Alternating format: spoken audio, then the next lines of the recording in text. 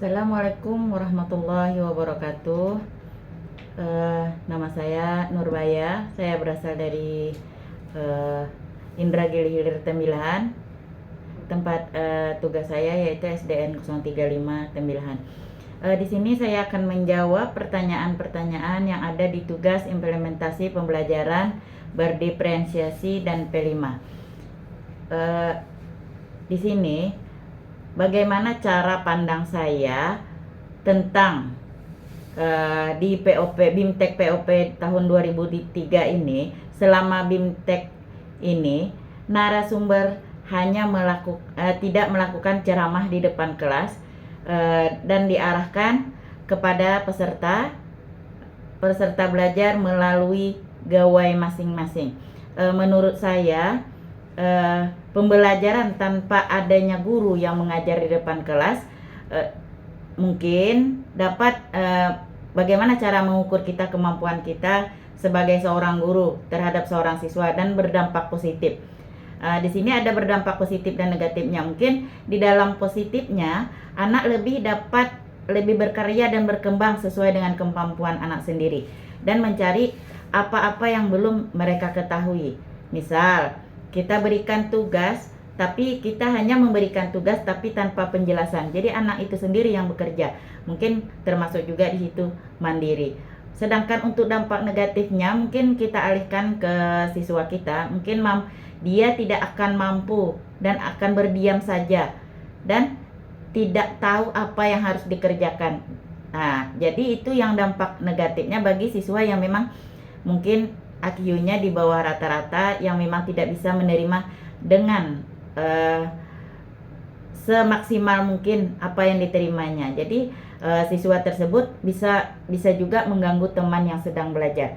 Itu kalau kita alihkan ke dalam pembelajaran kita. Sedangkan yang kedua, pembelajaran BIMTEK POP ini yaitu bentuknya implementasi pembelajaran berdiferensiasi. Di sini kita ketahui pembelajaran berdiferensiasi itu yaitu kita bisa menentukan, kalau kita alihkan ke siswa kita di sekolah kita bisa memilah-milah bakat mana yang anak inginkan. Misal apa yang diinginkan.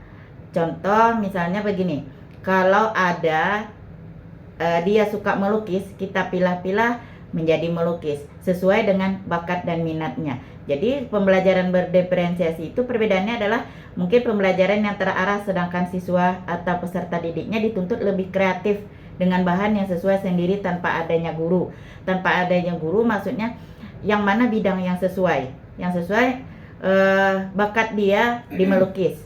Disitulah kita arahkan untuk melukis. Bakat dia untuk bernyanyi, disitulah kita pilih antara murid yang satu dengan murid yang lain. Dan adapun manfaat dalam pengembangan di sini, pola pikir guru pun dengan siswa sesuai dengan apa yang kita diharapkan oleh dunia pendidikan. Apalagi sekarang ini dunia pendidikan kita semakin maju dan pemberdayaan teknologi berbasis IT. Tidak ada lagi siswa mendengarkan ceramah dari gurunya. Jadi disitulah berkemungkinan implementasi pembelajaran berdiferensiasi ini yang sangat perlu diterapkan di sekolah-sekolah yang sekarang ini. Apalagi sekarang ini kita sudah melakukan kurikulum merdeka. Sedangkan yang nomor 3 yaitu tentang model pembelajaran di BIMTEK juga merupakan implementasi P5. Sebagaimana kita ketahui, P5 ini proyek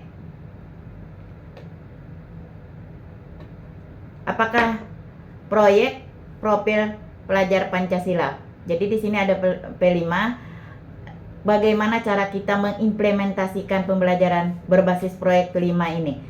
Jadi di sini ada berbagai macam 6 macam profil pelajar Pancasila. Yang pertama, beriman dan bertakwa kepada Tuhan Yang Maha Esa. Sesuai dengan sila pertama, ke Tuhan Yang Maha Esa. Memang kita tidak bisa meninggalkan yang beriman bertakwa kepada Tuhan Yang Maha Esa. Yang kedua, anak tersebut yaitu mandiri. Bagaimana dia bisa tidak tergantung pada orang lain atau gurunya. dia bisa bekerja sendiri, mencari lewat internet ataupun lewat surat kabar ataupun dari mana saja, dari orang lain, itulah mandiri. Ketiga, kegotong royongan. Gotong royong. Kalau di dalam BIMTEK kita, gotong royong. Jadi bagaimana cara kita berkolaborasi bersama rekan-rekan kita, mengerjakan tugas-tugas yang ada. Kalau untuk murid, sama juga mengerjakan tugas, dia berkelompok-kelompok. Yang keempat, berkebinekaan global secara menyeluruh. Yang kelima, bernalar kritis. Bagaimana cara dia belum mengetahui